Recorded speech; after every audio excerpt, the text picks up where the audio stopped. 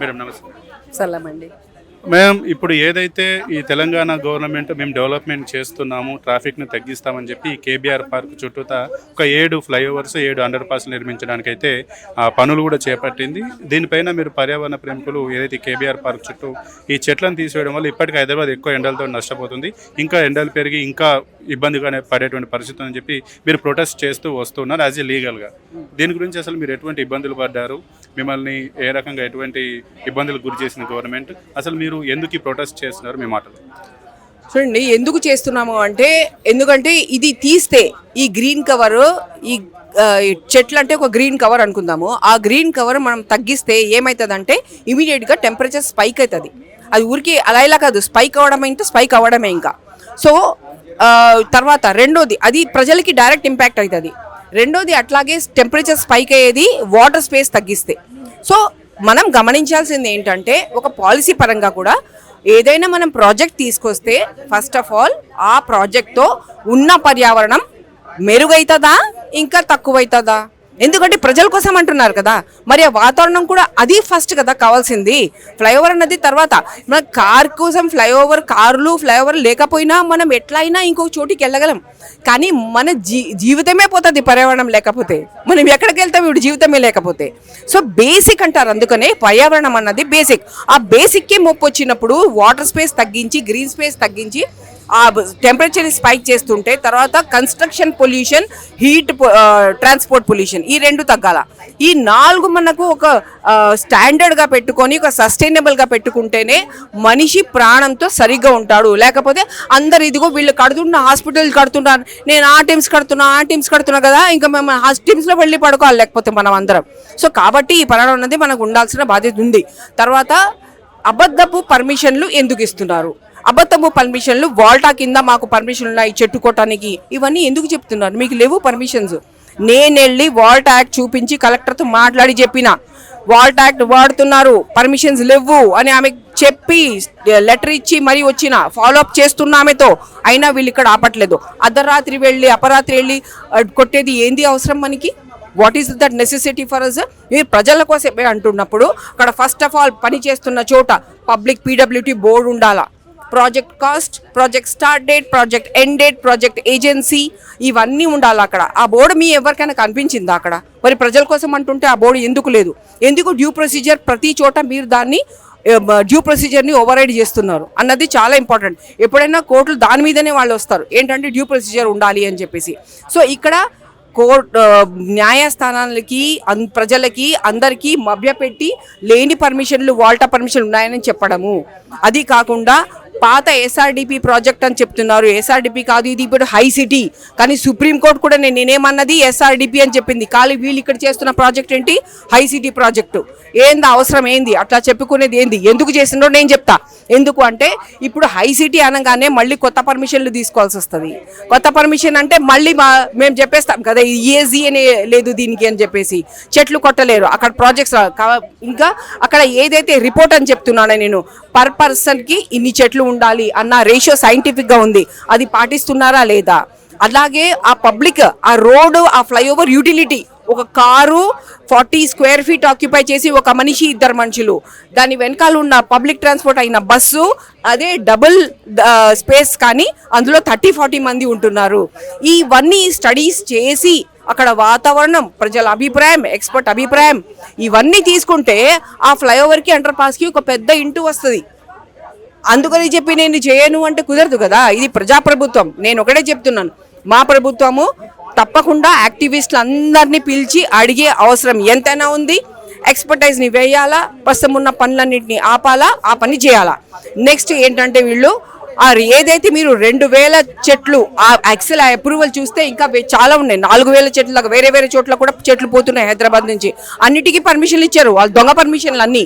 So ఈ ఏదైతే 2000 చెట్లు కేబీఆర్ చుట్టూ తీయాలనుకుంటున్నారో, 2000 కోట్లు పెట్టాలనుకుంటున్నారో, ఈ 2 లేకుండా మీరు ఏం చెప్తున్నారు? ఆ పొల్యూషన్ తగ్గాల, డీకంజెషన్ అంటున్నారు కదా. మేము మీకు సొల్యూషన్ ఇస్తాం. మా టీం, మా ఎక్స్పర్ట్ టీం ఉంది. వీళ్ళందరూ అమాయకులు, వీళ్ళందరిది వెళ్ళి చెక్ చేసుకోండి. మీరు అందరు అమాయకులు. వాళ్ళందరూ మీకు సపోర్ట్ ఇస్తారు, మీకు సొల్యూషన్స్ ఇస్తారు. మీరు ఎందుకు ఆ కోట్లు ఖర్చు పెడుతున్నారు, ఎందుకు మేము వద్దుంటే మా చెట్లు అన్ని మాకు ఎందుకు కొడుతున్నారు. సో ఇన్ని లూప్ హోల్స్ ఉన్నది ఈ ప్రాజెక్ట్లో. అట్లా వెళ్ళే అవసరం ఏమాత్రం లేదు. మనము లాతో ఉండాలా, మనం చట్టంతో ఉండాలా, మనం సైన్స్తో ఉండాలా, మనం సెన్స్తో ఉండాలా. ఆ అవసరం ఎంతైనా ఉంది. ఓకే మ్యామ్, మీరు ఈ పర్యావరణం కోసం శాంతియుతంగా పోరాడుతుంటే మీ యొక్క యాక్టివిస్టుల పైన కూడా కేసులు పెట్టారు, వీటిపైన ఎట్లా స్పందిస్తారు? చూడండి, ఏదైతే బంజారా హిల్స్ వాళ్ళు, I think Banjara hills PS అనుకుంటా, వాళ్ళు డెఫినెట్గా వాళ్ళు ఓవర్ యాక్షన్ చేశారు. వాళ్ళు వాళ్ళ పరిధిని దాటారు. నేనైతే ఒకటే అనుకుంటున్నాను, నేను ఏ పిఎస్లో అయితే వాళ్ళు అమాయకులు అయిన యాక్టివిస్టులని డీటైన్ చేసి పెట్టారో అదే పిఎస్లో నేను జిహెచ్ఎంసీ మీద, కలెక్టరేట్ మీద నేను తప్పకుండా కంప్లైంట్ వేయబోతున్నాను. వీళ్ళు ఇట్లా పర్మిషన్ లేకుండా అపరాత్రి వెళ్ళి చెట్టు కొట్టారని చెప్పి అదే పిఎస్లో వెళ్ళి వీళ్ళ మీద నేను కంప్లైంట్ వేయబోతున్నాను. ఓకే, మీరు ఇంత కష్టపడుతున్నారు, ఈ సుప్రీంకోర్టు లెవెల్కి వెళ్ళి స్టే తీసుకొచ్చారు, ఇవన్నిటిని మళ్ళీ ప్రభుత్వం పాటిస్తూ నిజంగానే ఈ చెట్లను కాపాడుతూ ఈ ఫ్లైఓవర్లను ఆపేసిందని మీరు భావిస్తున్నారు, లేదంటే అలాగే ముందుకెళ్తుంది అనుకుంటున్నారు? లేదండి, తప్పకుండా ఈ ప్రభుత్వం పిలుస్తుంది, యాక్టివిస్టులు అందరినీ పిలిచి ఎందుకంటే పిలుస్తుంది అని నేను ఎట్లా చెప్తున్నానంటే, ఎందుకంటే ఇది ప్రజాప్రభుత్వము అండ్ పిలిచే అవసరం ఉంది. మనం పిలవకుండా మనం ముందుకు వెళ్ళలేం. సో వాళ్ళని తప్పకుండా వాళ్ళని పిలవాలి, వాళ్ళతో మాట్లాడాలి, సంప్రదింపులు అన్నది జరగాలి, డైలాగ్ అన్నది ప్రభుత్వం ఎప్పుడు చెప్తూనే ఉంది కదా. సో ఇవే కాకుండా హాలిస్టిక్గా వెళ్ళే అవసరం ఉంది అని నేను ఏం చెప్తున్నానంటే, ఈ సిటీ చుట్టుపక్కల ఏదైతే మనం 600 మీటర్స్లో కేబిఆర్ ఉంటే, మూసీ నది ఏమో 500 మీటర్స్లో ఉంది. అంటే 100 మీటర్స్ ఫాల్ ఉన్న సిటీ, అంటే చుట్టూ అంతా బుట్టలు అన్నమాట, మధ్యలో మనం ఇట్లా ఉన్నామన్నమాట ఒక సంవత్సరంలాగా. సో అట్లాంటి ఉన్న ఈ సిటీకి ఎన్నో ప్రాబ్లమ్స్ మూలన హీట్ ఆల్రెడీ ఫేస్ చేస్తున్నాం. ఎందుకు జవహర్ నగర్లో fourth highest emissions of methane ఉన్నాయి. చెట్లు కొడుతున్నాం, నేషనల్ సెక్యూరిటీని దామగూడ దగ్గర చెట్లు కొట్టినాం. ఇప్పుడేమో ఎక్కడ కాంక్రిటైజేషన్ అవ్వకూడదు, మూసీలో కాంక్రిటైజేషన్ అవ్వకూడదు. పైగా ఒక్కొక్క చెట్టు అంటే ఒక్కొక్క రీసెర్చ్ ఏరియా అన్నమాట. ఒక చెట్టు మీద మొత్తం ఒక యూనివర్సిటీని ఇవ్వచ్చు రీసెర్చ్కి, అంత రీసెర్చ్ చేస్తుంది అది. ఎందుకంటే దాని ఆఖరి వేరు నుంచి పైన ఉన్న ఆఖరి ఆకు దాకా మొత్తం అది నిత్యం పనిచేస్తుంది. దానికి సరిపడా అది టెంపరేచర్ తగ్గిస్తుంది, అది పొల్యూషన్ లాక్కుంటుంది. ఇవన్నీ చేస్తున్న నేపథ్యంలో దానికి సరిపడా ఒక టెక్నాలజీ పెట్టండి. అక్కడ లేదు కదా మన దగ్గర. టెక్నాలజీ లేనప్పుడు దాన్ని తొలగించేది ఆ రైటే లేదు అసలు. దాన్ని ఎంత వాల్టా చట్టంలో కానీ ఏ చట్టంలో రాసుంది దట్ మీరు వాల్టా చెట్లు అయితే ఎట్లా రాసిందంటే, మీరు ఒకవేళ ఏమైనా కట్టాలనుకుంటున్నప్పుడు మీరు అక్కడ చెట్లన్నీ మంచిగా కాపాడండి అని ఉంది. ఇంత రాసింది. వీళ్ళు ఫెల్లింగ్ పర్మిషన్ అని ఒక ప్రొటెక్షన్ కమిటీ పేరు పెడితే ఏంటి అసలు జోక్ అయిపోయింది. ట్రీ ప్రొటెక్షన్ కమిటీ అని చెప్పి ఏమో దాన్ని ఏమో అది ఎప్పుడు కూర్చొని ఒకటే పని, దానికి తీసే ఫెల్లింగ్ పర్మిషన్ అన్నమాట. చెట్లు కొట్టే పర్మిషన్లు చెట్లు ప్రొటెక్షన్ కమిటీ ఇస్తుందంట. పెద్ద జోక్ అది ప్రజల మీద. ఓకే మ్యామ్, మీ హైదరాబాద్లో ట్రాఫిక్ ఎక్కువగా ఉంది.